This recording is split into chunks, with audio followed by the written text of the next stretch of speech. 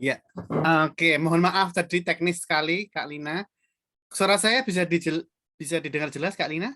Bisa, Bang. Oke, Kak Lina juga sangat jelas. Oke, disyukur kepada Tuhan yang Maha Kuasa. Siang ini kita bisa ngobrol bersama Kak Lina di rangkaian Festival Memoir dan Memoris Indonesia. Ini hari kelima ya, nggak kerasa ya? Iya, ya. Ya, ya.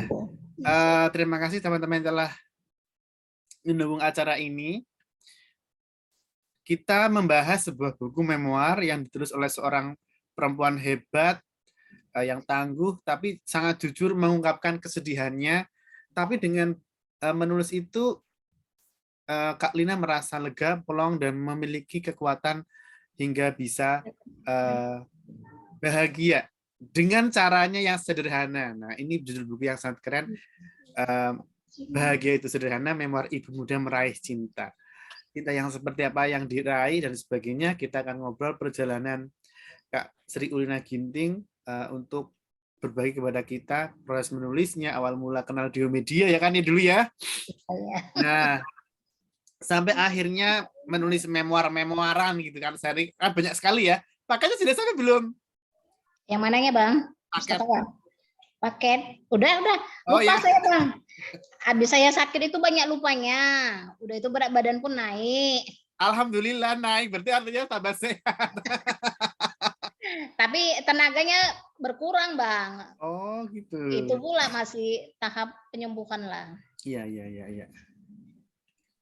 Ya, oke. Kita simak pemaparan Kak Lina panggilannya untuk berbagi cerita kehidupan menulis memoir bahagia itu sederhana. Kami persilakan sepenuhnya. Monggo. Ya, terima kasih. Selamat siang. Puji syukur kita panjatkan pada Tuhan. Siang ini kita dapat berkumpul di ruang festival memori ini ya, hari kelima. Saya ucapkan terima kasih pada Bang Adio dan penerbit Diomedia yang telah memfasilitasi acara ini. Sebenarnya saya kenal dengan awal mulanya kenal dengan penerbit Diomedia, terutama Mas Ngadio itu pada saat saya ingin sekali menulis karena saya berpikir kok kehidupanku ini gini-gini aja ya, datar aja gitu, nggak ada iramanya. Katanya pustakawan kan harus bisa nulis gitu. Itulah motivasi awal saya belajar. Terus kebetulan kepala perpustakaan saya yang lama itu Bapak Suryadi. Tadi dia berkata saya akan ikut kalau ada waktu saya ya, Dek, dibilangnya. Kebetulan pula tadi jumpa kan. Terus Pak, gimana kalau menulis itu ajarin dong, Bapak kan dosen bahasa Indonesia gitu kan. Aduh, kamu belajarnya ini aja Sri sama ini. Dia kasihkan nomor Abang, Bang Adio. Kemudian saya chat di situ awal perkenalan kita ya. Ini memang murid yang berguru pada gurunya suka hati. Kenapa saya bilang suka hati? Karena saat itu ada keinginan menulis, tapi ada keinginan entarlah maklumlah Bang Adio, orang Medan kan suka juga menunda sesuatu pekerjaan yang masih belum pas waktunya gitu. Jadi perkenalan kita itu dengan Diomedia itu pada tahun 2019 akhir di Desember ya. Juli itu Desember sekitar segitulah kan di pertengahan tahun 2019. Kemudian saya meminta waktu kepada Bang Adio untuk tunggu ya Bang karena saya ada pekerjaan saat itu, ada penerimaan mahasiswa baru orientasi kampus, jadi saya mohon izin agar selesai orientasi baru kita melanjutkan cerita penulisan ya. Sebenarnya saat itu saya pun bingung memulainya dari mana ya untuk menulis cerita itu. Terus memoir itu seperti apa sih gitu kan. Kemudian abang ini ceritakanlah apa adanya. Mulailah saya mengetik. Gini bisa Bang, oke ini udah mantap gitu kan. Saya nggak tahu dari mana mantapnya, tapi karena yang ngomong itu prof ini ya pakar yang menulis memoir, oh iya bagus gitu aja lah dalam hati saya kan. Memang bagus. Saya nggak, kalau saya nggak bagus, saya minta revisi. Aduh, makasih Bang. Baru Oh, setelah itu saya suwun ke adik saya, masih ini kan, masih dalam rangka itu saya tetap aja mengambil alih. Aduh, tunggulah gitu kan. Akibat nggak di sekolah Bang, kalau di sekolah tadi kan harus, "Mana PR-mu?" Pasti Bang Adio terus gini, ketok ketok gini kan. Tapi ini karena omak-omak pula ya kan. Jadi mulailah saya aktif menulis itu di Desember. Di Desember ada undangan memoir untuk menulis cerita anak, Bahagia Bersama Anak Tercinta, saya ikut. Tetap dalam posisi saya masih dalam keadaan sakit kemarin itu ya Bang ya. Saya menuliskan, kemudian bertahap menyelesaikannya. Banyak suka dukanya sih menuliskan memoir Bahagia Itu Sederhana. Karena itu cerita dari masa saya kanak-kanak bersama kedua orang tua saya yang sudah lama pergi, kemudian bagaimana perjalanan perkuliahan saya, bagaimana saya memulai mengenal cinta dengan seorang pemuda, pemuda yang kemudian menjadi suami saya, bagaimana kisah cinta kami ditulis dalam buku ini, dan di dalam menulis juga banyak air mata keluar karena kenangan itu diungkit-ungkit sekitar 9 tahun, 10 tahun yang lalu lah ya Bang ya. Karena pada saat penulisan itu anak saya yang ditinggalkan suami itu masih dalam kandungan. Saya udah ditinggalkan suami dan sendiri dalam membesarkan anak. Namun saya bersyukur di tengah kesendirian saya juga bisa berbagi pengalaman dengan teman-teman. Terus pada saat saya juga mengalami sesuatu yang luar biasa saya rasakan adalah ketika saya harus berani menentang perjodohan saya dengan keluarga, dengan teman keluarga. Dan memang pada saat itu hati saya itu benar-benar hancur. Sebab di situ saya harus berjuang melawan tirani yang namanya perjodohan. ada ya, tirani ada juga tirani perjodohan ya. Ada Bang. Mungkin karena saya saat itu udah waktunya berumah tangga, namun saya enjoy dengan kehidupan saya ya. Untuk lengkapnya itu di perjalanan cinta pertamaku dan terakhirku ya Bang Iya, ya. iya, ini keren Memoir sekali kita itu. ya. Itu keren sekali itu. Iya, terus bagaimana saya berdamai dengan sebuah keadaan di mana saya dimusuhin oleh ketiga saudara saya. Kemudian bagaimana saya harus mengasingkan diri selama hampir 3 minggu ya. Dan luar biasa puji Tuhan, kasih Tuhan itu tetap menyertai saya. Ketika saya bisa berdamai, melupakan semuanya itu adalah ketika saya berada di sebuah sungai yang memang airnya begitu deras. Saya masih ingat dan mungkin sekarang ini ya kondisi desa dan sungai yang ada di cerita buku saya ini sudah porak-poranda karena berbarengan dengan bencana longsor yang melanda Sibolangit kemarin itu.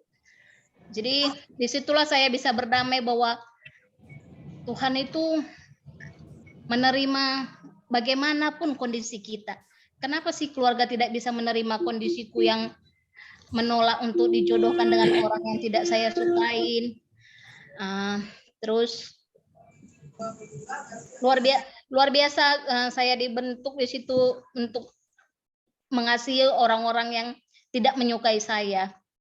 Dan puji Tuhan sampai hari ini saya tetap memiliki kasih yang tiada batas untuk orang-orang yang tidak menyukai saya secara pribadi gitu Bang.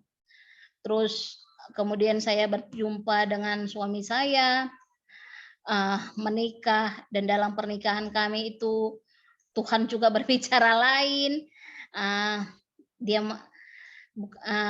Saya harus kehilangan anak pertama, kemudian suami saya sakit, dan dikala kondisi suami saya sakit itu saya diberikan karunia yang luar biasa oleh Tuhan. Saya diberikan kesempatan untuk mengandung seorang anak, dan kemudian anak itu terlahirlah sebagai seorang putri.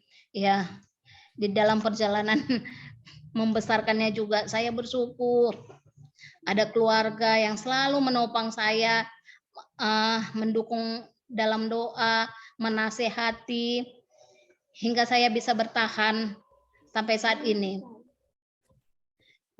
Terus di dalam karir juga tidak terlalu mulus, ya, tapi aku menganggap itu adalah suatu proses untuk menuju pendewasaan diri.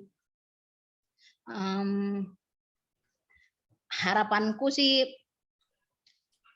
biarlah tangan Tuhan saja yang tetap memberikan hal yang terbaik bagi kehidupan kami. Ada mahasiswa, Bang, maaf. Karena ini kondisinya di kantor ya. Jadi begitulah kalau kilas ke masa kecil saya itu, kami itu 4 bersaudara. 5 lah dengan adik saya yang satu susuan dengan adik saya yang nomor 3. 3 kami ada di Medan, 2 di Jakarta, 2 di Pulau Jawa, yang 2 itu 1 di Jakarta, 1 di Bekasi. Kemudian masa kecil kami itu sungguh-sungguh dibilang serba kekurangan, tidak seperti anak zaman sekarang. Kekurangan dalam arti untuk makan dan kehidupan kami sehari-hari pun kami harus ditopang oleh keluarga kakek saya dan nenek saya dari pihak ibu. Jadi saya masih ingat bagaimana ketika kami membutuhkan biaya sekolah dan biaya kuliah, ibu saya yang biasa saya panggil Nande itu selalu meminta bantuan kepada keluarga kakek saya yang saya panggil Bolang. Jadi begitulah dia. Ayah saya itu udah cukup tua pada masa saya kanak-kanak. Sekitar 55-an lah baru kami ada kan. Jadi bisa dibilang ayah yang sakit-sakitan, ibu yang sendiri bekerja. Sungguhlah sebenarnya sesuatu hal yang membuat kami itu harus berjuang untuk mencapai cita-cita kami. Dan bersyukur kedua orang tua kami selalu menekankan, "Nak, kita ini orang susah, orang nggak mampu. Jadi belajarlah bagus-bagus. Ketika kamu belajar bagus-bagus, kamu akan bisa merubah nasibmu, merubah nasib keluarga," katanya. Dan memang apa yang dikatakan ibu saya yang hanya tamatan sekolah rakyat ya, karena ibu saya itu kelahiran tahun 46. Sementara ayah saya kelahiran tahun 35. Jadi sungguh sesuatu hal yang luar biasa bagi saya pribadi ya, dan itu adalah motivasi bagi saya untuk sekolah giat. Jadi apapun katanya, apa yang saya capai saat ini adalah karena doa kedua orang tua saya dan dukungan-dukungan dari keluarga Bolang saya, keluarga dari ibu saya ya, tante-tante saya, bibi-bibi saya. Sebab apapun ceritanya itu, keluargalah yang terdekat yang harus melindungi kita, dan kita juga harus menghormati mereka sebagai bagian dari keluarga kita. Kemudian bagaimana ibu saya juga harus berjuang sebagai pedagang inilah ya, sayur mayur. Ketika usia adik saya yang paling kecil itu masih usia TK lah, mama itu Nande saya itu udah berjualan di pasar pagi lah, udah kulakan sayur mayur lah di situ kan. Kemudian ya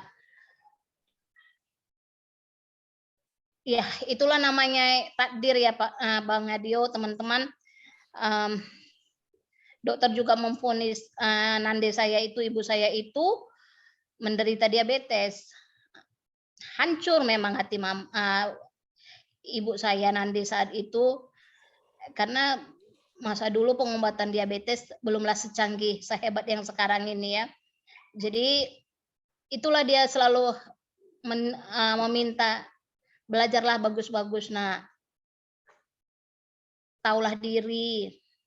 Kalau enggak sekolah, bantulah orang mama sama bapak itu di ladang, mencangkol, apalah yang bisa kalian kerjakan." Dan memang kami berlima itu hidup dalam kebersamaan. Jadi saya begitu terkejut ketika saya udah besar seperti itu, udah menginjak dewasa, ketika tidak ada lagi kasih di antara kami.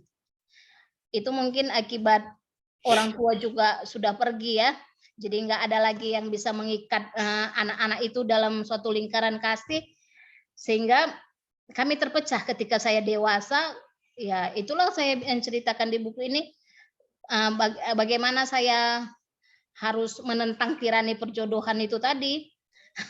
Jadi sungguh luar biasa memang ya. Kemudian saat saya sudah diterima sebagai ASN CPNS, saat itu ibu saya meninggal. Jadi ketika ibu saya itu meninggal, saya mutlak berjuang. Sementara adik saya yang satu di Jakarta saat itu sudah mulai bekerja sebagai kuli orang ya, karena dia bekerja di pabrik saat itu. Ya udah, saat itu saya harus berjuang merawat bapak saya yang udah tua-tua, sakit. Adik saya yang paling kecil itu masih kuliah, abang saya yang paling tua itu sudah menikah dan sibuk dengan keluarganya.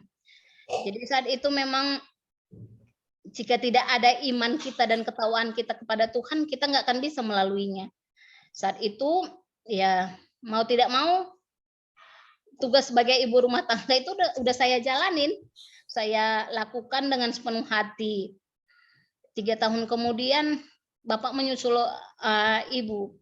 Jadi mutlaklah saat itu saya harus berjuang dengan diri saya, sementara saya yang masih sendiri harus berjuang pertahankan apa yang membuat saya harus bahagia. Karena saat itu ada perjodohan itu saya awalnya menentang, karena yang disodorkan pun kepada saya itu adalah orang yang nggak benar. Maaflah kalau saya katakan saat itu orangnya tidak bekerja dan kebetulan juga mantan pemakai narkoba. Jadi luar biasa, saya rasa itu harus memang ditentang dan saya tidak suka di apa ya seperti dilecehkan gitu ya kan. Padahal jujur kalau dipikir kan ya, kalau single pun kenapa rupanya, toh tidak mengganggu kehidupan orang lain gitu. Dalam arti kita secara finansial bisa, secara ya pokoknya itulah Pak, saat itu prinsip saya. Masa sih saya yang sarjana disuruh seperti itu bekerja, harus menghidupin seorang suami yang tidak punya pekerjaan, mantan narkoba lagi, belum lagi nanti udah berumah tangga. Saat itu ini kayak mana? Saya pasti menderita gitu. Dan konsekuensinya ketika perjodohan itu saya batalkan, memang saya harus membayar sejumlah uang sebagai pengganti permintaan maaf, dan itu saya lakukan. Saya bilang ke bibi saya, adik ibu saya, nggak apa-apa, dibayarin aja, nggak apa-apa. Dia pun tak bermodal itu untuk melamar aku. Itulah saat itu saya bilang kan, ya bibi saya setuju. Makanya terjadilah percekcokan yang tadi saya katakan dengan keluarga itu tadi. Dan luar biasa memang Tuhan itu cukup baik. Di saat seperti itu pun masih ada teman-teman di kantor yang menyupport. Kau harus semangat, itu bukan jodohmu. Yakin kau ada jodohmu yang nanti terbaik, dikasih orang, dikasih Tuhan. Walaupun kau dikenalkan, kau pasti bisa menyukainya dan kalian pasti ia sekata. Itulah kawan-kawan yang ini ya, 1KMK, kumpulan inilah pegawai Kristen di kampus kan, karena kebetulan saya beragama Kristen. Jadi saat itu memang ya udah saya nerima, dan kebetulan ibu bapak yang Muslim juga mengatakan, Sri, sabar ya, dengan kau melakukan itu berarti kau menghargai dirimu, kau bisa menentukan pilihanmu. Ibu juga yakin, bapak juga yakin, kau pasti bisa melaluinya, sambil merangkul saya saat itu ya. Ya Pak, mohonlah saya juga dibantu dengan doa bapak ibu-ibu biar saya mampu menjalaninya. Iya, kamu pasti bisa. Ngapain kok menikah kalau kau pada akhirnya juga menderita? Kamu itu ASN loh, dibilangnya kan. Saya saat itu hanya senyum aja. Yang saya pikirkan saat itu, macam mana ya aku harus eh, menghadapi ketiga saudaraku, keempat saudaraku yang laki-laki. Tapi ya udah, dengan berjalannya waktu, itu pilihanmu, silakan kau keluar dari rumah ini. Kami tidak menganggap dirimu itu satu marga dengan kami. Itu suatu hal penolakan yang ini ya, yang begitu menyakitkan memang. Tapi ya udahlah, nggak apa-apalah. Saya terima. Nggak dicakapin loh sampai berapa tahun ya, bertahun-tahun lah. Lama Bang. boleh tanya, itu kalau di sana kok harus meminta maaf, kok membayar uang, kenapa? Karena pada saat pinangan kan ini mereka bawa makanan, minuman yang untuk disantap berdua, kedua belah keluarga gitu, disantap keluarga besar. Jadi kalau saya pikir-pikir kemarin itu total dari biaya yang mereka keluarkan dengan yang mereka minta itu luar biasa banyak Bang. Bahkan saya bilang sama bibi saya dan pendeta saat itu yang menengahi permasalahan kami, bahwa itu adalah pemerasan, saya bilang kan. Dia nggak punya modal untuk meminang saya. Kalian percaya aja, bilang kayak gitu Bang. Taulah orang Batak juga kan. Jadi oh begitu ya. Jadi begitulah dia Bang Adio. Nah, saat pergolakan itu saya masih ingat. Tapi ya udahlah, dilupakan lagi untuk kebaikan. Karena bagaimanapun itu sudah terjadi dan sudah menjadi takdir saya ya. Jalani aja. Iya. Biarkan Tuhan yang membentuknya lagi. Ini sudah banyak yang bergabung. Tadi pengantar memoir Bahagia Itu Sederhana, memoir Ibu Muda Meraih Cinta. Nah, meraih cintanya penuh liku ya. Nah, ya. Ini sudah ada Mbak Novi, Mbak Siti, Bu Sapta, Bu Laras, Mbak Nova, Mbak Ermi, Pak Mimber juga, Mbak Dewi Tahu Bolon juga. Mbak Novi boleh on cam? Mbak Novi sudah baca bukunya Mbak Lina? Oh, maaf Mas Dio, aku lagi nggak bisa on cam. Oh ya, nggak apa-apa. Kita akan mendengar komentar Mbak Novi terhadap bukunya Mbak Lina. Silakan. Buku Mbak Lina yang pertama tebal sekali. Itu saya juga melakukan kesalahan teknis, harusnya bisa dibikin 2 jilid itu. Walaupun ada satu bab itu. Iya, tebal. Iya, kedepannya kita harus memikirkan maksimal tuh 200 halaman saja supaya bisa dibikin 2 buku. Iya, tebal. Tapi salut sama Mbak Lina. Iya, enak dibaca. Kalau makanya saya sayang kalau dibuang. Enak walaupun dibaca. Satu bab itu dibuang loh. Ini aku jangan dulu nanti disimpan kayak gitu. Aku jadi tahu oh sapaan-sapaan orang di Batak itu, kalau ibu apa, bapak apa, tante apa, adik apa, jadi tahu gitu. Tambah hasanah budaya ya Mbak. Iya, senangnya juga gitu Mbak. Menambah pengetahuan gitu. Terus enak dibaca, ceritanya mengalir, terus salut banget Mbak Lina tuh orang yang super kuat ya. Super kuat, udah melewati liku-liku hidup seperti itu gitu. Jadi luar biasa. Sebenarnya aku belum sampai tamat, agak loncat-loncat juga baca waktu itu. Ketebalan ya Mbak Novi.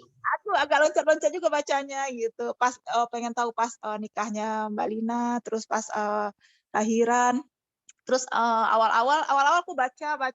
Tapi karena tebal, akhirnya aku sempat loncat ke sini dulu, loncat dulu ke bagian yang pas ketemu sama jodoh gitu kan. Cuman waktu itu aku pernah Mbak Lina waktu itu pernah dibully ya? Iya. Mbak Lina pernah dibully, itu aku luar biasa itu Mbak Lina bisa melewati itu. Jadi ngelihat Mbak Lina juga anak satu-satunya perempuan di keluarga ya Mbak Lina ya. Iya Mbak. Iya. Dan ya aku salut sama pas waktu Mbak Lina menceritakan ibu dan bapak Mbak Lina, ibu lah terutama ibu tuh aku salut banget, ibu Mbak Lina tuh wanita luar biasa ya, luar biasa. Iya benar Mbak. Ibu Mbak Lina luar biasa kuat gitu. Jadi ceritanya bapak Mbak Lina udah jaraknya jauh ya sama ibu ya? Iya, jauh sekali Mbak.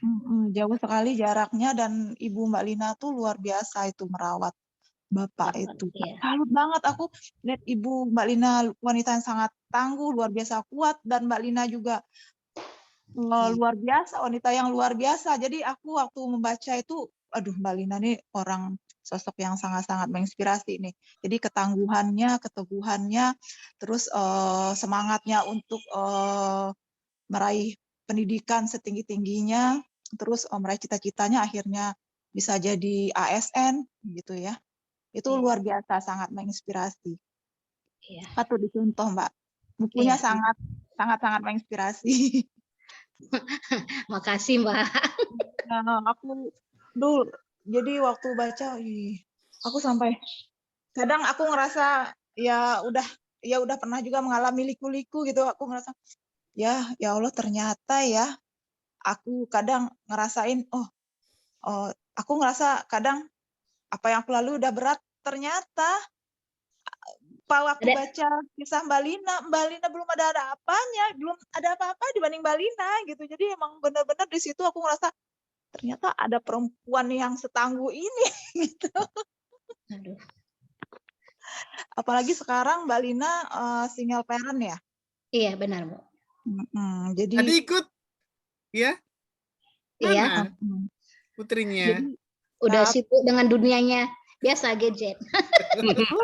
kelas berapa Mbak anaknya sekarang? Kelas 5, Mbak. Kelas 5 ya. Oh iya, SD ya. Iya, Jadi Mbak. waktu aku wah Mbak Eci. Lina Nah, ini aku inget banget sosok Eci yang luar namanya. biasa. Jadi memang sepertinya memang Tuhan itu ngasih cobaan itu memang buat orang-orang yang kuat, yang tangguh. Jadi Mbak Lina suami diambil gitu ya, suami saat Anak dia pertama umur 30 dulu, anak pertama bulan dulu. gitu ya Mbak ya. Iya. Nah tuh Heeh. di situ aku ngelihat wah luar biasa Mbak Lina ini gitu.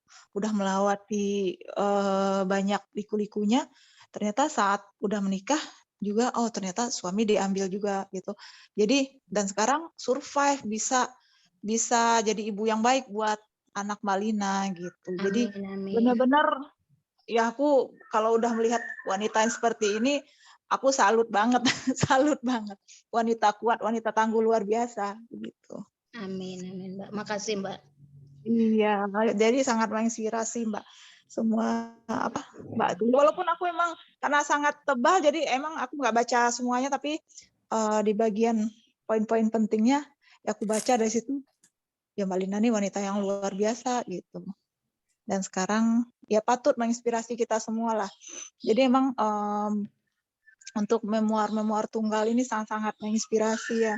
Jadi ya bagus Mas Dio mengangkat memoir ini, mengangkat mengangkat memoir ini supaya kita termotivasi untuk menulis tunggal ya. Jadi semua kisah-kisah itu bisa menginspirasi pembaca gitu. Jadi keren Mbak Lina, keren. Ditunggu buku-buku selanjutnya Mbak. Ya, ada bagian satu bab yang terpaksa saya minta untuk jangan dimasukkan karena itu pertarungan yang luar biasa ya. Itu kalau ditambah buku sampai 700 halaman sebenarnya itu bisa dibuat duologi. Tapi kalau dibuat duologi itu pun saya agak bingung untuk memisahkan ini yang jilid 1 yang kemudian jilid 2 itu karena saling menyambung. Jadi memang ya harus Buku Mbak Lina digabungkan. itu satu babnya tuh dicetakkan panjang gitu ya. Iya. Panjang. Ya, nanti boleh minta tolong Kak Lina, temannya yang sudah baca lagi siapa? Ermidianta. Oh iya, Mbak Ermi Dianta. Ada nih Sulistiowati juga. Ada Oh iya, saya Mbak. Siapa dulu? Mbak Ermi atau Mbak Sulistio? Sulistio juga boleh. Boleh. Ayo Mbak, silahkan untuk berbagi bagaimana memoir Bahagia Itu Sederhana di mata Mbak Sulistiowati. Kami persilakan. Pustakawan juga. Iya. Oke, kami persilakan Mbak. Mohon on cam kalau boleh. Selamat siang.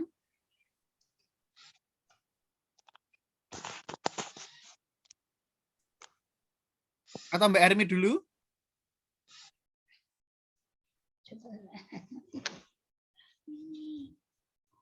Oh, nggak ada headset. Ya, Mbak Ermi dulu silakan. Mbak Ermi, halo, salam kenal. Halo. Halo Mbak Ermi, kalau boleh on cam. Nah, ya ini sudah. Selamat siang. siang. Oke, Mbak Ermi adalah rekan pustakawan juga ya? Di satu kantor atau satu universitas? Iya. Gimana, Mas? Satu kantor atau satu teman kuliah dulu ceritanya? Kantor. Oke. Boleh cerita bagaimana pengalaman membaca memoir Bahagia Itu Sederhana kepada kami, dan salam kenal. Ini adalah Festival Memoir dan Memoiris Indonesia yang pertama kali di Indonesia.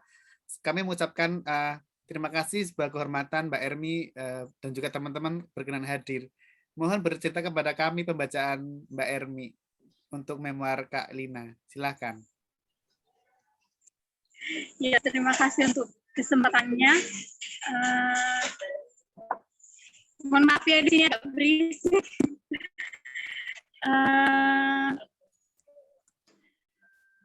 Dari memoir yang diceritakan sama aku manggilnya Kak, gimana ya, kayak lebih aku ngerasa kayak drama gitu ya, drama yang dibukukan gitu atau novel gitu. Maksudnya dari bahasanya dia kayak mengalir aja gitu, kayak novel gitu kan. Jadi bacanya asik gitu, tapi dia drama yang agak gimana ya, drama romance gitu, tapi drama kehidupan ada yang pokoknya berfluktuasi gitu. Ceritanya berfluktuasi, ada masa-masa yang krusial, masa-masa yang krisis, ada juga masa-masa yang romantis gitu kan. Nggak ini sih, maksudnya wajar setebal itu gitu. Tapi ceritanya nggak membosankan. Kemarin sebelum habis ya Kak Seri itu ada cerita lah gitu, ada konsultasi juga, ini gimana gitu. Tapi pas udah jadi buku gitu kan, kayak editornya juga banyak melakukan apa ya, maksudnya banyak ngasih masukan gitu kan, ngasih apa Kak, ngasih saran gitu, gimana bahasanya yang lebih gitu. Iya kan, ngasih arahan. Jadi pas baca yang di masih soft copy yang dari Keseri kan, yang di bahasanya makin bagus ya gitu, makin keren gitu. Jadi kayak nilai, bisa dibilang nilai jualnya lebih tinggi juga gitu sih. Ya itulah. Tapi gimana ya, memang itu kan memang cerita tentang kehidupan, itu perjalanan kehidupan. Banyak sih yang bisa dipelajari dari itu. Secara khusus misalkan untuk calon pembacanya yang belum menikah itu kan, yang belum bertemu dengan jodoh itu, bisa belajar dari keputusan Kak Sri gitu kan, dalam memilih pasangan gitu.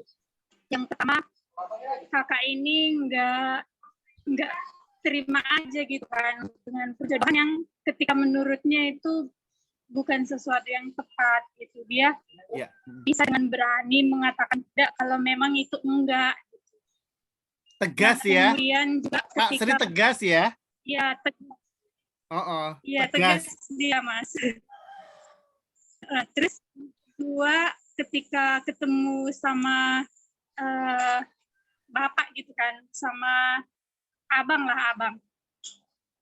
Kakak ini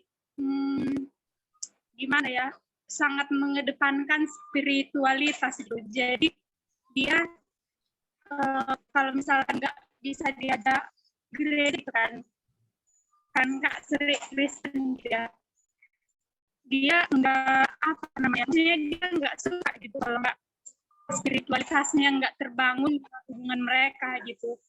Baru mereka juga selalu ada kan baca berulang-ulang, dan kami selalu berdoa itu. Maksudnya luar biasa sih itu. Terutama di zaman sekarang ini kan, untuk anak-anak muda gitu. Udah jarang gitu kan Mas yang mengutamakan spiritualitas gitu. Itu sih maksudnya sangat bisa teladani gitu dalam hal memilih teman hidup gitu. Itu sih. Oke. Terima kasih. Oke, Mbak Ermi. Ini terima kasih banyak. Ada yang sudah membaca juga, sahabatnya Kak Sri. Kalau saya panggilnya Kak Lina ya. Ini dari Mbak Sulistiawati. Sebagai sahabat kuliah di D3 Perpus USU, saya bangga memiliki sahabat-sahabat Sri Ulina Ginting. Wonder Woman benar-benar kami perjuangan ketika kuliah. Sri bagi saya sahabat yang sangat baik, mengerti betul. Saya membaca buku ini serasa kembali ke masa-masa kita bersama di Medan dulu. Perjuangan yang sungguh berat dengan hasil yang sangat manis. Nggak bisa berkata banyak, intinya saya bangga padamu sahabatku. Semangat selalu sahabatku. Oh, ini dari Mbak Dewi juga, di mana bisa baca bukunya ya. Nanti Mbak Dewi bisa pesan Kak Lina, masih stoknya masih? Masih ada, tapi melalui abang juga boleh. Kalau mau saya tanda tanganin boleh ke saya. Iya, kayaknya Mbak Dewi boleh kenalan dulu, mungkin dari mana selamat datang. Kalau dari Medan, bisa langsung ke Kak Sri lebih cepat itu. Coba tanda tangan pula. Oke, teman-teman, ada lagi yang teman Kak Sri yang baca di sini yang hadir?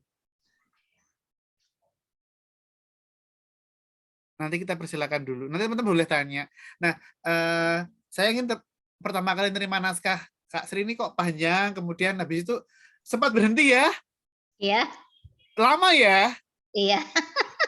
Sakit. Apa waktu itu ya? Kurang tahu saya. Saya lupa. Yang jelas yang sering saya tanyakan adalah masalah kosakata sama parafrase yang kepanjangan itu akhirnya kita minta untuk revisi, ada banyak revisi waktu itu ya. Saya akhirnya ada satu bab yang itu mungkin penting diungkapkan, tapi hanya untuk diri sendiri ya kan. Ada kalau memori itu ada hal-hal yang untuk diri sendiri, tapi orang lain tidak boleh baca itu ada. Jadi ruang privasi iya, tapi orang lain itu tidak boleh baca. Tapi kalau memoir yang umum itu boleh kita publikasikan, tapi kalau hal-hal yang menyangkut institusi, membahayakan dan sebagainya, mending kita simpan sendiri. Akhirnya satu bab itu kita hilangkan ya. Ya, ini. Tapi yang penting sudah plong. Udah. Nah, kita mungkin saya sendiri waktu itu bingung ya memberi judul apa ya kan, memoir seorang apa, pustaka untuk apa. Kak Lina tuh entar ya Bang kayak gitu ke saya. Iya, oke. Nah, suatu hari saya tiba-tiba di WA, Bang, saya judulnya ini kayak gitu. Oh, saya suka ini. Kemudian setelah itu Bahagia Itu Sederhana, Memoir Ibu Muda Meraih Cinta. Waktu itu saya langsung ngontak Mas Adi bagi penerbit yang kerja di penerbit Bentang, langsung membuat sampul itu ya kan, yang keren itu. Tapi mungkin teman-teman boleh berbagi bahwa perjalanan menulis memoir ini sangat apa ya, sentimentalnya sangat tinggi. Saya rasa seperti itu. Karena apa? Berurai air mata jelas. Tapi yang paling penting adalah subjudulnya. Bahagia Itu Sederhana kan judul yang akhirnya diambil oleh Kak Sri, Kak Lina. Memoir Ibu Muda Meraih Cinta. Nah, satu hal yang menggelitik perasaan saya adalah kebahagiaan di mana Kak Sri ini bersama buah hati. Dan bisa berdamai dengan diri sendiri itu yang membuat saya terkesima. Tapi yang masih saya ingat ketika di buku Memoir Bahagia Bersama Anak Terus itu kan paling panjang saya taruh di depan ya. Iya. Karena mengaduk-aduknya luar biasa itu paling panjang kan, iya kan ya? Iya. Iya, karena tuh runtut itu revisi juga ya. Dulu revisi ya, sorry. Berapa kali revisi ya Bang ya? Banyak tuh. Sorry, karena harus direvisi sana sini. Tapi kan jadi bagus ya. Itu bab yang paling depan Pak Dio. Bab yang paling depan ya? Yang biru, yang buku biru, yang memoir dari memoir bareng-bareng. Seri memoir. Oh, yang bareng-bareng. Iya, itu kayaknya Mbak Novi belum ikut. Belum. Iya. Belum ikut, tapi aku beli bukunya. Oh iya, itu. Yang memoir mendidik anak tercinta, apa yang berumah tangga? Itu kayak Bahagia Bersama Anak Tercinta. Ya, Mbak Lina ikut semua ya kayaknya, yang berumah tangga iya, yang mendidik anak tercinta iya, ya kan? Iya. Ikut semua Mbak Lina. Aku baca juga itu kisah Mbak Lina. Terus gimana Mbak Novi? Ya, ya aku kesannya memang waktu itu aku udah terkesan dengan dengan kisah Mbak Lina ya. Yang waktu yang kelahiran anak itu ya, sama yang aku terkesan banget tuh yang saat yang berumah tangga ya, yang saat suami dipanggil itu. Yang Iya. saat suami Mbak Lina dipanggil. Dari situ aku, aduh Mbak Lina ini wanita yang luar biasa ya. Kesan aku seperti itu. Dan bertambah lagi setelah baca Memoir Tunggal Mbak Lina, itu kan memang saat aku belajar menulis Memoir Tunggal, itu Memoir Mbak Lina lah yang pertama kali aku koleksi. Setelah itu aku beli Selamat. memoirnya Mbak Atta, terus waktu itu dapat hadiah dari Mas Dio, memoirnya Mas Dio. Jadi saya punya punya 3 buku ini sebagai acuan untuk menulis memoir tunggal. Begitu, dan itu 3 buku ini sangat-sangat bagus, sangat luar biasa. Jadi waktu membaca kisah Mbak Lina itu memang di bab pertama itu menceritakan Mbak Lina, keluarga ya, ibu ya. Ya dari situ aku ya sangat terkesan, apalagi dengan ibu Mbak Lina yang luar biasa ikhlasnya, luar biasa, apalagi merawat ayah Mbak Lina yang emang jarak usianya jauh ya dengan ibu ya. Terus Iya. waktu itu ayah juga sakit ya Mbak ya? Iya, betul. Sebetulnya ayah saya yang sakit-sakit Mbak, tapi Tuhan berkehendak lain kan, rencana Nah, kita benar. berbeda dengan rencana Tuhan. Iya benar, dan itu luar biasa. Jadi oh ya pantaslah Mbak Lina ini jadi wanita yang akhirnya sukses, manis, dari semua perjuangan yang Mbak lalui itu akhirnya berbuah manis. Akhirnya bahagia bersama anak sematawayang gitu ya, dan bisa melewati semua, bisa jadi Wonder Woman lah, wanita yang single parent yang sukses begitu ya. Ya wajar karena udah lahir dari ibu yang tangguh seperti itu gitu. Dan ya kisah yang kalau nggak salah ya, waktu itu aku udah baca udah lama juga, nggak salah waktu itu perlakuan Mbak Lina juga perlakuan karena perempuan satu-satunya ya, waktu itu agak berbeda apa ya perlakuan dari orang tua, apa dari keluarga? Dari keluarga bapak saya tuh Mbak. Nah ya dari keluarga bapak itu Iya. aku agak sedikit kaget juga. Karena Kenapa biasanya harus orang Batak berbeda? seperti itu Mbak Novi. Kalau kita anak perempuan nggak terlalu Oh begitu. dipedulikan. Yang punya hak itu adalah mutlak anak laki-laki yang membawa Iya, marga jadi keluarga laki-laki gitu lebih Mbak. diutamakan ya. Makanya Iya. waktu itu aku, oh begitu ya, kok Mbak Lina ini satu-satunya perempuan, udah gitu punya anak. Mbak Lina kan bungsu ya? Oh nomor 2 dari bawah Nomor ya? 2 dari 5 bersaudara lah. Anak 4 kami iya. sekandung, 1 saudara susuan gitu, anak tante nyusu sama ibu gitu, ibu saya. Oh gitu. Oh iya ya, aku lupa juga.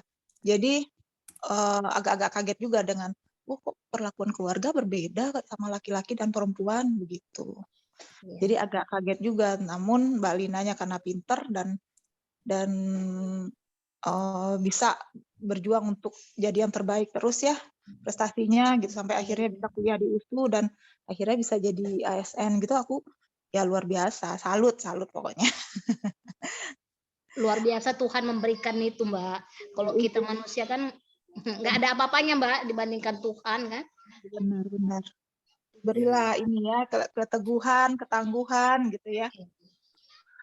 Iya. Ketika Kak Lina mau melahirkan tuh saya ikut mau copot jantung saya bacanya. Kenapa Mbak? Aduh, ya bayangkan ya. Tapi saya ketika seru saya ya harus saat menekan surat untuk dioperasi dokter. itu. Iya. Karena kan saya waktu itu nungguin adik saya mau lahiran kan. Jadi ingat sekali. Tapi akhirnya Kak Sri malah ini ya ketawa-ketawa sama dokternya ya. Iya. Ya luar biasa Bang. Iya, saya sangat Kalau bahagia kita itu. tidak tertawa menghibur diri, siapa yang menghibur kita Bang? Iya, Kak Sri malah ketawa. Ini saya bacanya sambil kayak mau jantungan. Tapi Malah Kak Sri ketawa. Setelah menulis memoir ini ada perbedaan Mbak yang dirasa Mbak? Ya adalah Mbak. Pertama dulu plong, sesuatu beban yang kita simpan bertahun-tahun tiba-tiba dikuatkan itu kan gimana ya dibilang kan, menguraikan sesuatu pengalaman pahit itu ketika udah dibukukan itu rasanya ada plong, lega. Inilah hari itu yang aku rasakan ketika aku harus memendam sendiri persoalan kehidupanku gitu. Jadi mungkin Setelah itu dibaca orang ya terserahlah, mudah-mudahan Tuhan mengulurkan tangannya ada yang mau membeli. Ya kan Bang Adi, kemarin saya katakan seperti itu ya Bang. Betul sekali. Jadi begini, waktu Kak Sri, saya panggilnya Kak Lina aja ya. Kak Lina itu waktu itu inbox di Facebook itu mau apa ya, kayak semacam bikin buku memoir. Saya kan membuat apa ya, perjanjian antara editor dan penulis ya kan. Hal-hal apa yang harus ditulis lebih dulu ya kan. Saya waktu itu cuma memberi contoh yang dari Kebun ke Purwokerto kan, daftar isinya kan ya. Bu Sabta juga, mungkin Mbak Novi juga sudah baca. Teman-teman juga boleh pakai referensi buku saya. Nah, versinya Kak Lina itu waktu itu saya hanya dapat 4 bab kalau nggak salah. Cuma 4 bab kalau nggak salah. Kemudian saya minta cicil 1 minggu tuh bab ya Kak ya.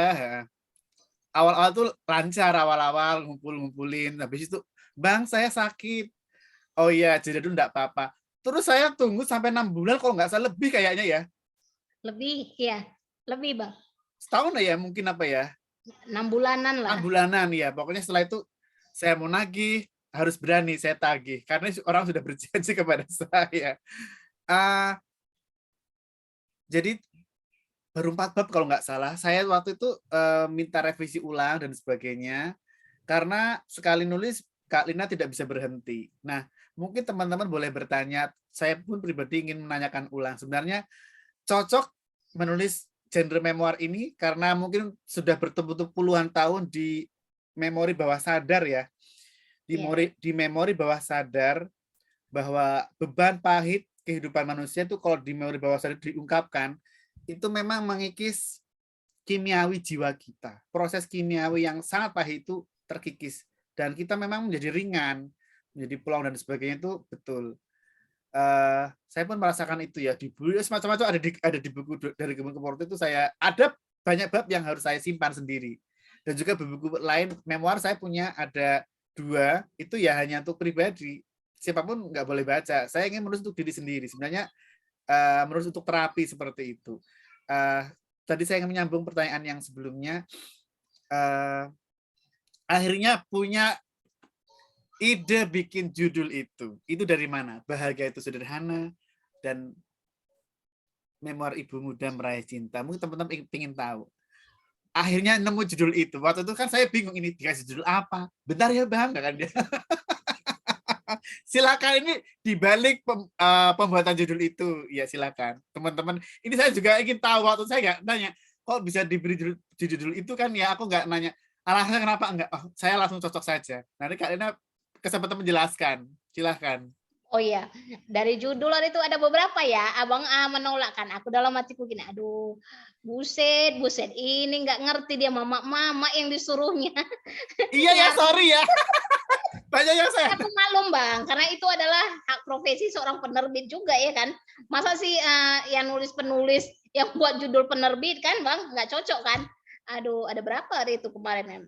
Cuman pada saat itu aku langsung udahlah, bahagia itu kan sederhana. Seperti bagaimana sederhananya diriku memandang kehidupan ini. Penuh bunga-bunga, penuh duri. Tapi jika dijalanin itu pasti ada keindahan yang didapat di situ. Gitulah saat itu Bang.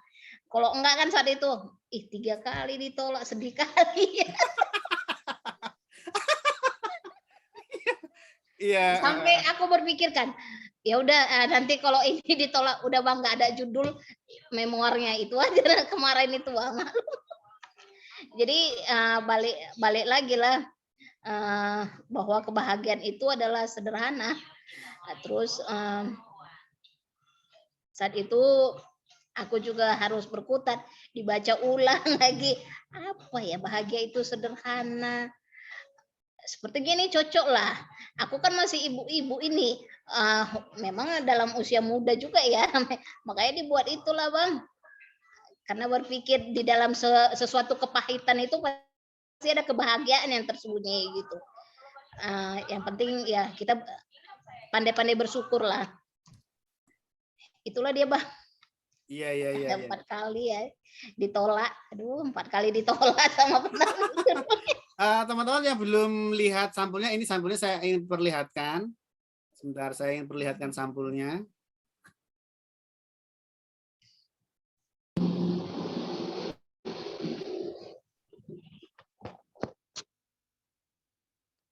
Boleh bertanya, Mbak? Boleh, silahkan. Selamat siang, Mbak Lina. Siang, Mbak. Maaf saya matikan ya videonya. Iya. Kenakan saya Sapta W. Iya, Mbak Sabtas. Salam Iya. kenal. Kita sama-sama iya. nulis ya. Saya masih harus banyak belajar. Mbak Lina, tadi kan Mas Dio menyampaikan 4 bab dikirim ke Mas Dio, kemudian stuck sampai 6 bulan, kemudian lanjut lagi gitu ya. Iya. Berarti yang 4 bab itu berarti memang Mbak Lina belum selesai ya? Iya. Atau memang jadi gini, atau memang sudah membukukan kata selesai, atau yang 4 nyicil-nyicil naskah gitu, atau bagaimana? Ya, nyicil-nyicil lah, Mbak. Oh gitu ya. Kirain langsung brek selesai, langsung baru dikirim ke Mas Dio gitu ya. Enggak. Saya nyicil, Mbak. Karena bab gitu. pertama selesai, saya jatuh sakit, keracunan lah itu di penghujung tahun 2019.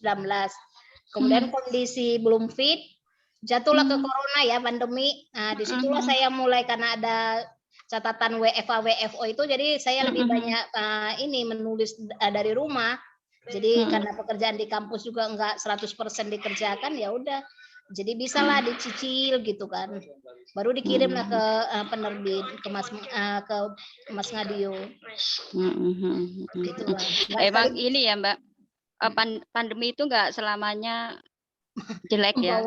Ada kalanya betul. Karena saya juga waktu itu menyelesaikan naskah saya fullnya itu ya pas pandemi itu, karena saya stuck dua ini ya, sekitar 2-3 bulan, 4 bulanan kalau nggak salah, saya juga pernah stuck dalam menulis juga.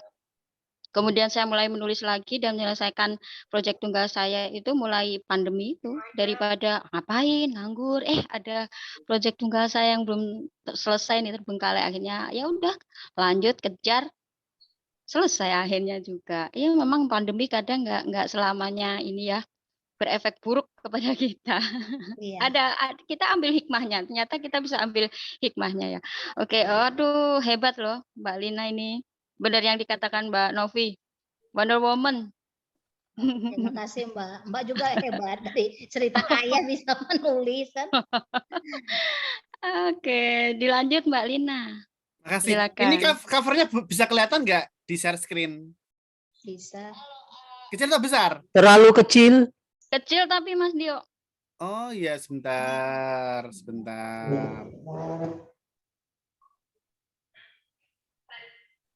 Iya. Iya. Kalau saya sarankan Bu Sapta tahun depan punya buku tunggal lagi, itu memang menjadi guru PAUD. Pengalaman. Iya itu. Gimana ya? Tahun depan kita ada memoir antologi dulu, memoir guru PAUD. Kita kan kemarin ada guru welas asih ya kan? Iya benar. Mengajar guru PAUD itu belum kita bisa relasikan tahun ini, tahun depan ya memoir guru PAUD harus ada antologi dulu lah, nanti Bu Sapta ketuanya sama Bu Yayu, Bunda Heti gitu ya. Iya, Insya Allah, mudah-mudahan bisa. Oke. Mau nanya nih saya. Boleh, iya, boleh Pak Mimbar. Silakan Pak. Bu Lina. Iya Pak Mimbar. Termasuk orang yang percaya bahwa kalau orang sedih itu biasanya dia jadi seniman, jadi puisi, jadi apa itu. Ibu kelihatannya memanfaatkan, karena saya belum baca, memanfaatkan peristiwa itu menjadi positif ya, menjadi positif untuk seri tulisan. Iya.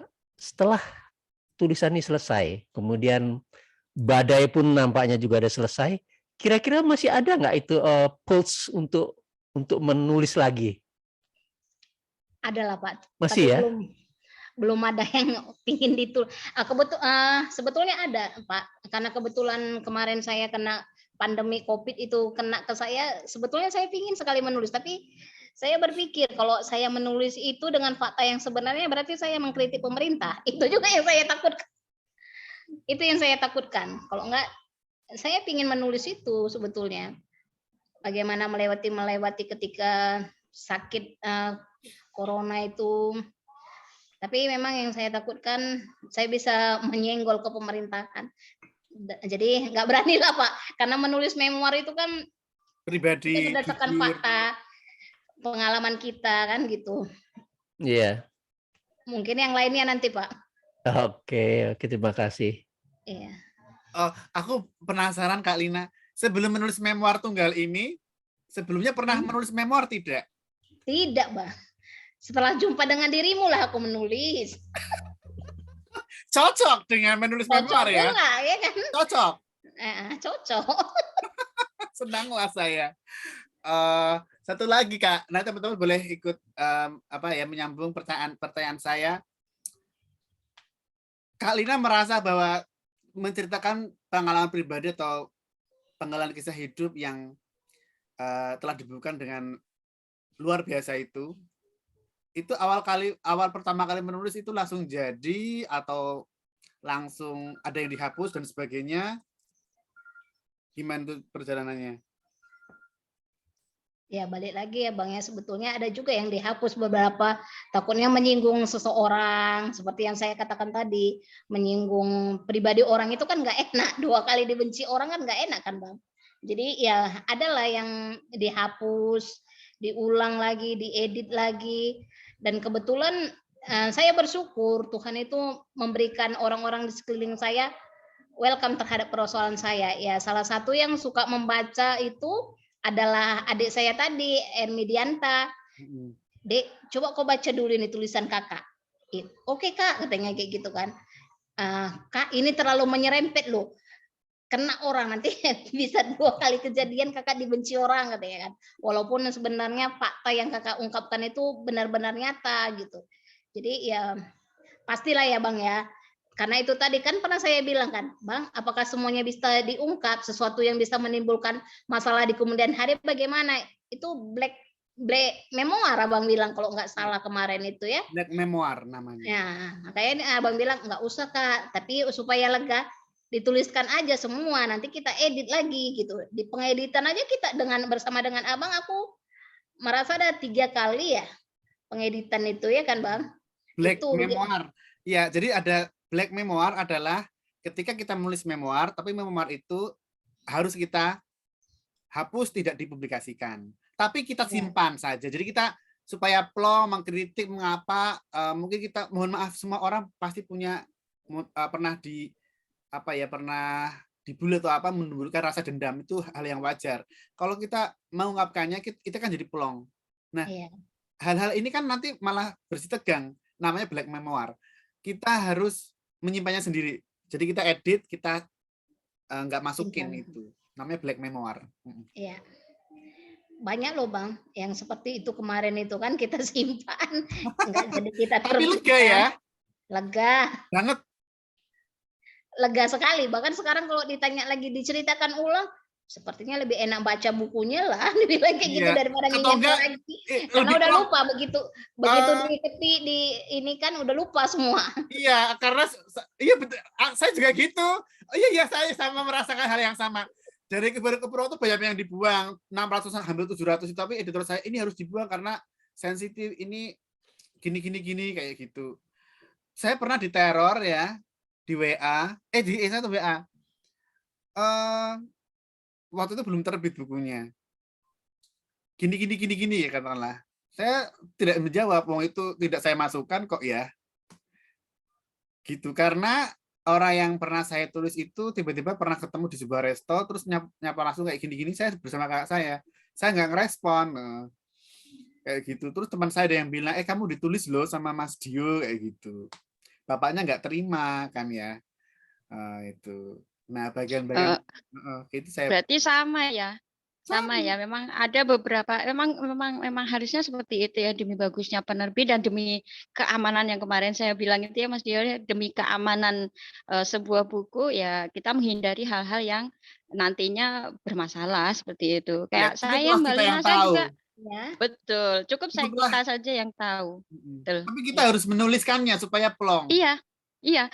Ya makanya kan waktu itu kan semua naskah saya kirim ke Mas Dio, habis itu kan dipangkas ya kurang lebih 100 halaman itu. Nah, itu hal-hal yang memang sensitif ya, kurang lebih ya memang itu ada beberapa hal yang sensitif yang waktu itu ya Mas Dio mengatakan, "Aduh, Bu, jangan ini bahaya." Karena waktu itu saya memang ya sedikit aja ya. Ada hal yang apa ya, saya mendapatkan apa ya? Kekerasan gitu loh, kekerasan fisik waktu itu. Dan itu sama Mas Dio, "Aduh ini jangan, ini bahaya nih," gitu. Ya udah dipangkas. Ya saya memang legowo, saya bilang, "Ah nggak apa-apa, kan penerbit lebih tahu kan, lebih berpengalaman daripada saya." Mbak Lina, sebelum berkenalan dengan Diomedia, Mbak Lina pernah nggak menulis mungkin di penerbit lain gitu, atau ini pertama kali menulis di sama penerbit Diomedia ini?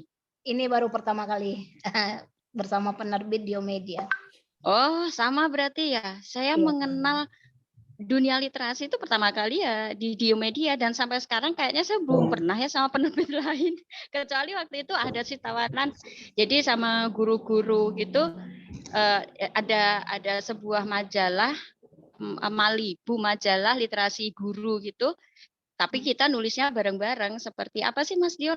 Antologi gitu. Namanya tulisan Antologi. iya seperti itu, tapi bukan buku, majalah kecil gitu, nggak tahu apa itu namanya, belum terbit, tapi itu sama guru-guru itu aja. Selebihnya kalau berupa benar-benar buku ya Diomedia ini, benar ya namanya jatuh cinta yang pertama itu memang benar-benar susah. Susah melupakan gitu ya Mbak. Betul. Hebat pokoknya Diomedia. Cocok Pandai ya. meracuni, pandai meracuni pokoknya. Oh, ada ibu-ibu yang mengatakan kepada saya, "Mas Dio banyak menelan korban," katanya. Betul. Korban ibu-ibu ya. Oh, betul. Emak-emak, Mbak Lina, emak-emak. Oh, nggak apa-apa, korbannya malah bahagia, nggak masalah. Betul. Tapi Karena itu benar loh. terapi ya. Betul Mbak Lina, betul. Emang kita benar-benar plong gitu semuanya. Menerapi kita diri tulis. sendiri. Saya Betul. memberikan banyak yang curhat kepada saya. Waktu itu saya ada loh ini yang curhat saya karena menyangkut masalah pribadi itu nggak mau menulis di Word, menulisnya di WA pribadi. Kalau saya memang membatasi ya. Kalau ada ibu-ibu curhat itu masalah suaminya yang pelit, suaminya gini kan ya. Mau beli baju aja susahnya minta ampun dan sebagainya. Itu banyak ke saya terus, saya langsung cut. Saya tidak akan membalas dan saya akan blok Bu kayak gitu. Ini cerita pribadi. Boleh curhat ke saya, tapi di naskah Word kayak gitu. Kalau enggak kirim di email, jangan di WA. Sangat mengganggu. Kalau saya mempersilahkan orang untuk curhat, tapi kalau sudah seperti ini tuh sudah mengganggu kayak gitu. Mending satu naskah, nanti saya baca semua, plong, ibu juga plong, tapi jangan ke pribadi saya itu loh. Jadi ada dua ibu yang kayak, jadi saya punya teman psikolog, sekarang menjadi pakar personal branding, Bu Dewi Harun namanya.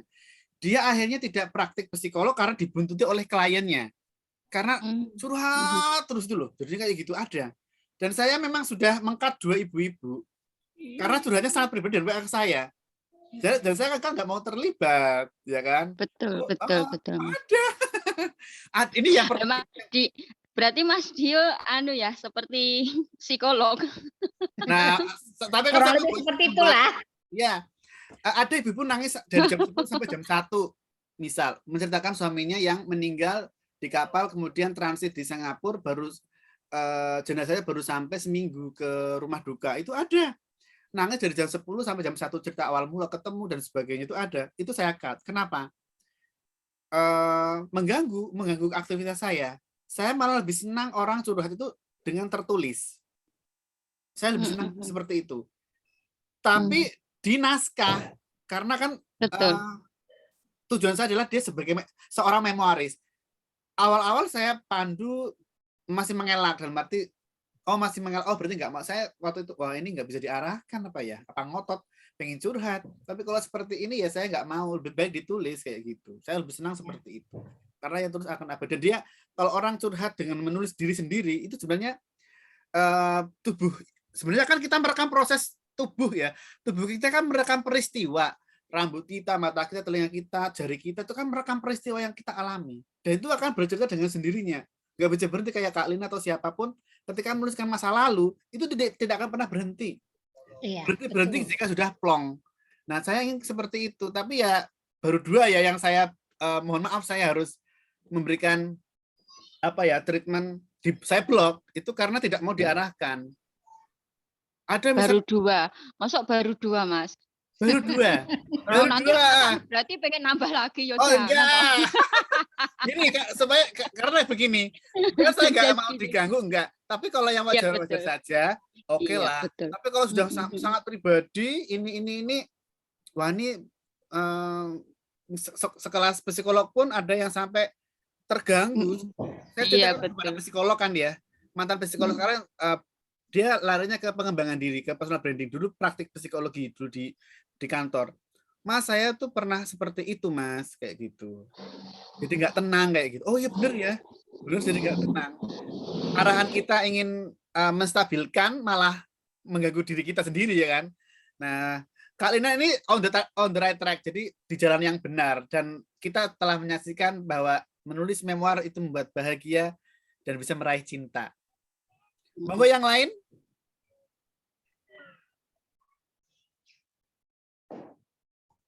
Oh, nggak terasa ya ampun, jam 3 kurang. Nggak kerasa Kak Lina ya? Nggak terasa. Seru ya? Iya. Bener. Nggak terasa pokoknya kalau sudah ngobrol bareng seperti ini. Mas Dio, harapan saya sih kalau misalnya pandemi udah selesai kita tuh ya off gitu loh. Face to face. Saya juga kan pengen ketemu Bu Lina secara langsung. Tahun depan kemudian ya. penulis lain. Nah, iya, saya tuh pengennya seperti ya mudah-mudahan. Iya, betul. Ini hari kelima saya sangat mendisiplinkan tubuh supaya bugar, tadi renang dan sebagainya, walaupun renang cuma sejam tapi sudah membuat saya lebih rileks ya. Sebenarnya yang ingin saya sampaikan di festival ini adalah bagaimana kita bisa bertahan dalam kondisi apapun. 10 hari ini waktu yang tidak pendek loh. Festival 10 hari ya kan. Tapi harus kita acarakan karena itu karya teman-teman loh. Bukan karya pribadi saya. Saya hanya sebagai editor, sebagai perencana naskah, dan mewakili penerbit itu wajib menghormati karya-karya teman-teman. Ini semacam mempertemukan sesama memoaris saja sebenarnya. Belum pernah kan ada event seperti ini di Diomedia, mempertemukan teman-teman memoaris yang baru datang, baru bergabung, belum kenal, akhirnya jadi kenal. Ternyata ada memoir tunggal, ada memoir bersama, seperti itu. Nah, itu tujuan kami seperti itu. Oke, closing statement atau penutup, kita persilahkan Kak Lina untuk memberikan penutup tentang dunia memoir atau mungkin kepustakawanan yang Kak Lina akhirnya bisa capai hingga detik ini. Silahkan. Ini dia nih statement ya Bang. Ya. Terima kasih buat Diomedia yang telah mengadakan acara seperti ini. Terus saya hanya mau bilang, mari kita menulis. Tulislah apapun itu. Dan seperti yang pernah dan kita sama-sama tahu bahwa yang tertulis itu adalah abadi. Kita mulailah dari menulis yang kecil. Moga-moga bisa diwariskan ke anak cucu kita kan. Luar biasa lah. Diomedia mampu membuat acara sebesar ini. Ya memang pesertanya sedikit, nggak apa-apa. Ya, namanya juga awal. Iya, nggak apa-apa. Nanti kalau bukan kita siapa lagi yang mengawali? Ya, betul. Dan memang memoir itu adalah suatu terapi ya, terapi yang betul-betul jitu untuk mengeluarkan segala unek-unek, permasalahan-permasalahan, akar-akar pahit yang ada di dalam kehidupan kita. Jadi buat ibu-ibu, bapak-bapak yang punya masalah, ya silakanlah menulis dulu, biar dibaca. Ya moga-moga ya mendapat fee rupiah yang ini ya, yang berguna. Tapi saya pribadi hanya mengatakan ya menulislah itu sebagai suatu kebutuhan, sebagai suatu hiburan untuk menghibur diri kita dari kejenuhan. Itu aja Bang. Iya. Dan terima kasih sudah bagi rekan-rekan yang sudah membaca buku Setuju. Memoir Tunggal saya. Oke, kalau dari saya seperti ini. Ada seorang psikolog, dia dulu bekerja di ahli pemasaran. Dia bilang seperti ini. Saya baru baca. Atau boleh saya ambil sedikit ya? Saya ambil sebentar.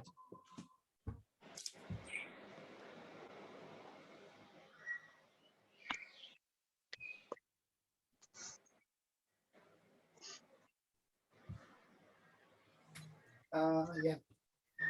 Ini judul bukunya Alasan untuk Tetap Hidup. Matt Haig yang nulis. Dia bilang seperti ini. Buku yang terbaik adalah buku yang kita tulis sendiri. Saya setuju. Buku yang terbaik adalah buku yang kita tulis sendiri. Apapun yang kita tulis itu adalah karya terbaik kita, dan selamat Kak Lina berhasil menulis buku tunggal dan masih aktif menulis seri memoir yang lain ya. Ini yang akan terbit Memoir Menjadi Pustakawan baru separuh pemeriksaan aksara karena akhir tahun wah nunggunya banyak sekali yang belum selesai.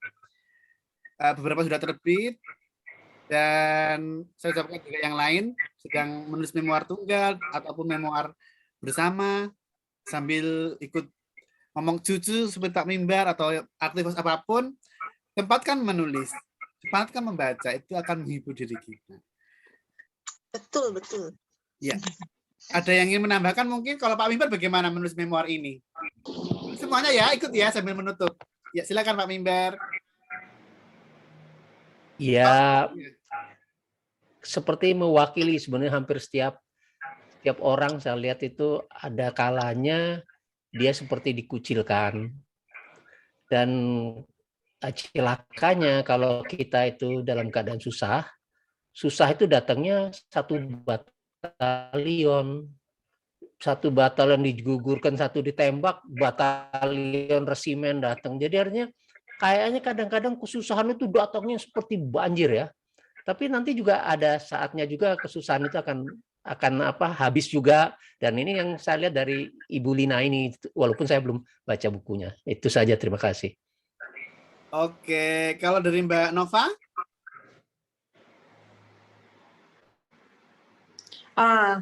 Aku tadi telat sih mendengarkan Kak Lina, tapi dari pertanyaan-pertanyaan dan jawaban Kak Lina aku jadi terpesona. Itu gimana ya prosesnya waktu ini udah penutup apa belum? Tapi aku pengen tahu kenapa Mbak Lina ingin menulis memoir dan ini memoir yang pertama.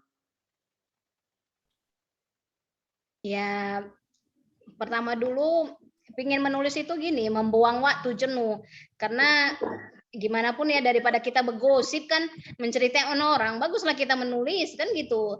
Jadi cerdas sekali. Hah? Cerdas sekali itu. Daripada menceritain orang bisa berantem kan Bang. Bagus kita tuliskan aja apa yang ada di benak kita.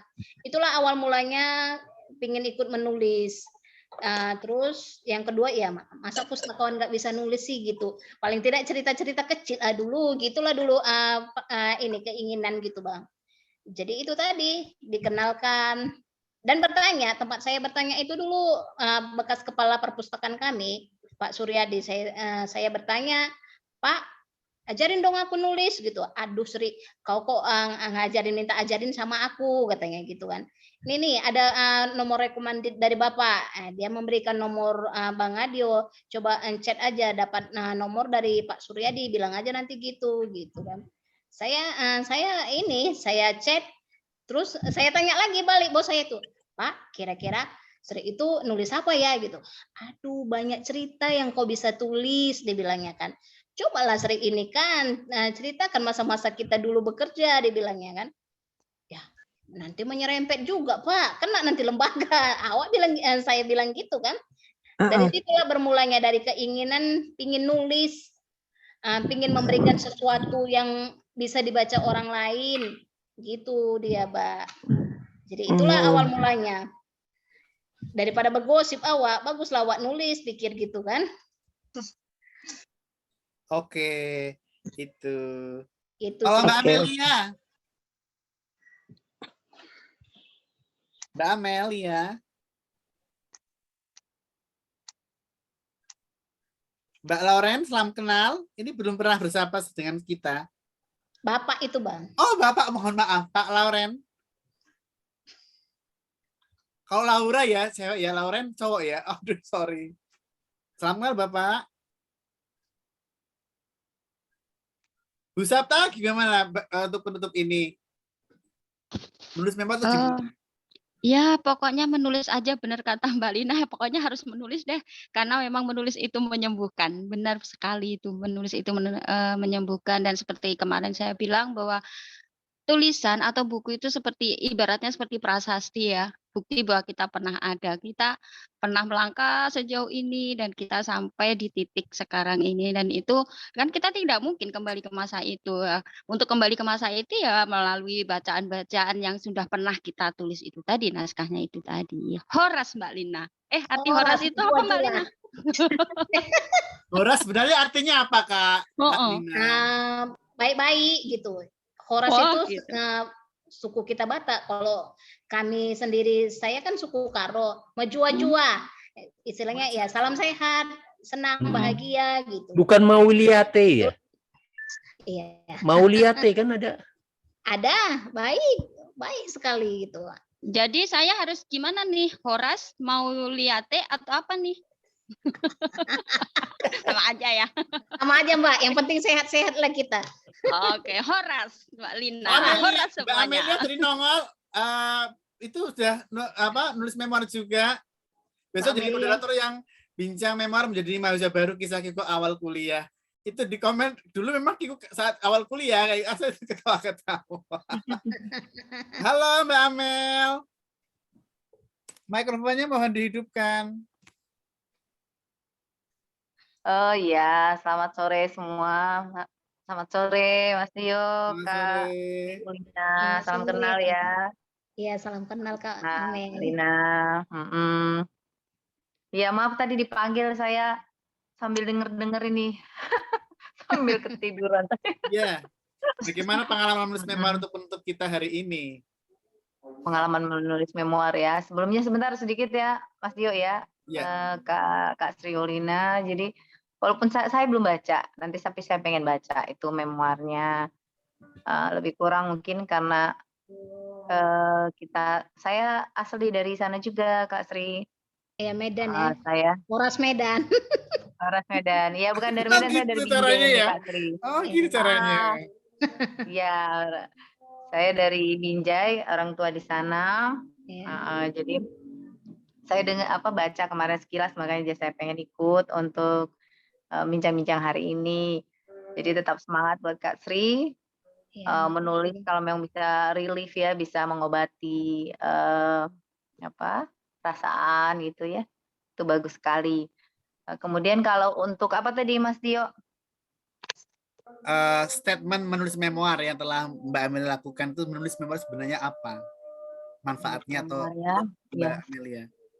Menurut saya tuh menulis memoir itu udah pernah ya kemarin itu. Jadi kayak Mas Dio bilang, jadi kita kayak seperti berjalan lagi di masa itu ya, melewati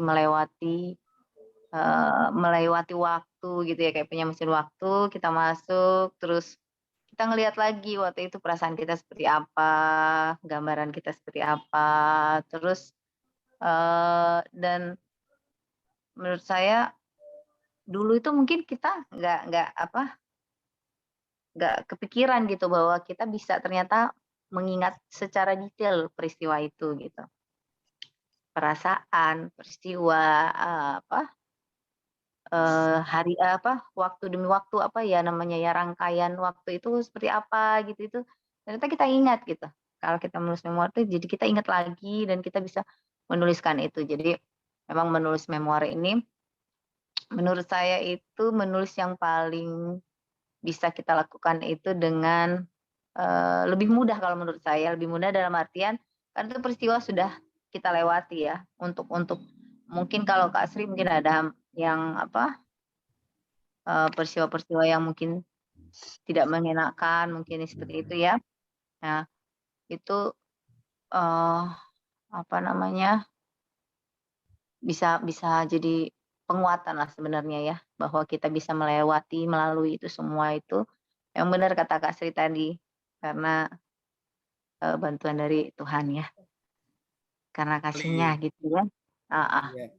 Oh iya, Iya, besok Kak ikut Dot. ya Kak Sri, Kak Ermi, yang moderatornya Mbak Amelia itu bahas memoir menjadi mahasiswa baru kisah ke awal kuliah, temennya Mbak Novi juga, teman seangkatan di UGM. Kita tunggu. Kalau Kak Ermi besok diajak yang ini memoir menjadi pustakawan untuk peluncurannya. Nanti ada seri keduanya juga untuk teman-teman yang belum menulis memoir menjadi pustakawan, kita minta juga untuk hadir. Kalau Mbak Novi terakhir, Mbak Novi gimana? Menutup dia ya. Kita belum bertemu. Ketemu karena Mbak Novi mau pulang kampung, itu kan mau menikahin ya? Enggak Mas, nikahinnya di sini, Mas. Nikahinnya di Novi sini. nggak menikahin. Sini. Oh enggak jadi pulang. Kan ini apa namanya? Jadi kemarin itu Bapak, Om, Tante yang dari sana ke sini. Oh gitu.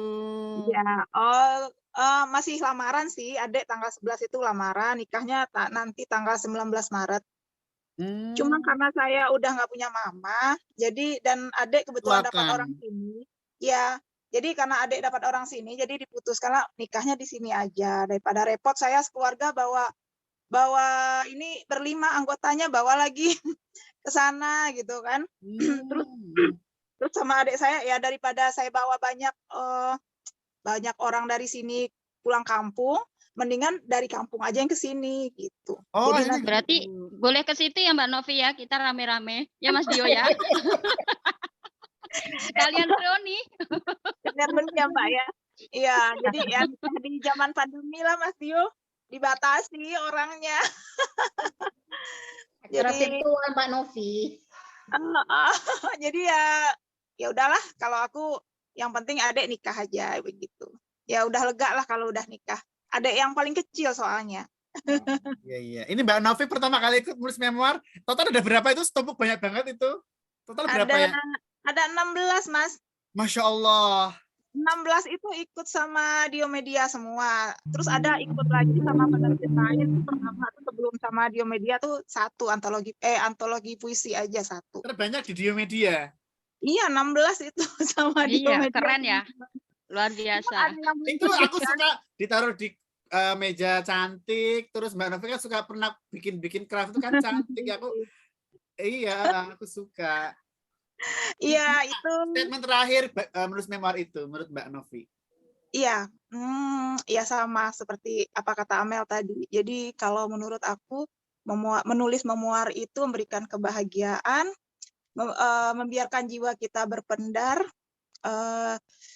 untuk terapi juga supaya kita lebih bahagia dan tidak stres gitu. Karena aku merasakan sendiri setiap selesai menulis memoir rasanya kok lega, plong gitu. Jadi emang hormon endorfinnya jadi muncul gitu.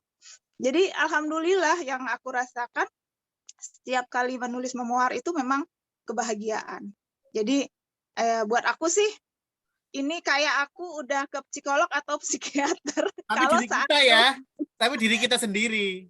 Iya, jadi kalau ada yang kita pikirkan yang nggak lepas keluar saat selesai menulis itu, jadi plong, lega semuanya. Seperti itu. Terus dari ketiga buku memoir tunggal yang aku koleksi ada dari bukunya Mbak Kulina, bukunya Mas Dio, bukunya Mbak Sapta. Aku tuh mengambil kesimpulan kan semua buku itu menginspirasi semua ya. Jadi hasil yang manis itu akan didapat dengan perjuangan yang nggak gampang. Jadi seberat apapun perjuangan yang kita lalui, nanti juga kita akan mendapatkan hasil yang sepadan. Seperti itu. Pasti hasilnya juga akan manis juga. Semakin pahit perjuangan itu, semakin manis hasilnya. Ya seperti itu. Jadi, jadi memang ya supaya untuk. Oh iya. Oke. Mbak Ermi, Pak Lauren juga masih ada seri berikutnya 3:30 nanti. Memoir bersyukur. Bersyukur ada yang ikut ya, Mbak Novi ikut ya? Yang refleksi itu bukan Mas Dio? Iya, refleksi. Ikut ya, Kak Lina ikut. Sepertinya enggak ingat lagi, Bang. Saking Oh ya, banyaknya rumah tangga tuh Mbak ikut, Lina. rumah tangga ikut. Besok mendatang Mbak Novi yang rumah tangga. Demikian teman-teman, kita akhiri. Selamat sore, sampai jumpa. Tetap semangat ya. Selamat sore Mas Tio. Selamat Kak sore, Lina. Mbak Mel. Selamat sore Mas Dio. Mbak Nova, Horas Mbak Pak Lina. Mimbar, Horas-horas, Mbak. Bu Sabta, Makasih, sehat-sehat kita semua. Kak Lina, iya. Sehat-sehat semua. Amin. Sampai jumpa lagi nanti. Oke, Bang. Oke. Yuk, mari. Mari. Bye. Makasih Kak Lina ya, luar biasa Makasih, Bang. semuanya. Makasih, Mbak Amel. Semuanya teman-teman Pak Mimbar. Pak Mimbar selalu aktif, semuanya harus aktif ya. Kita tunggu kehadiran di sesi berikutnya. Dadah. Dah.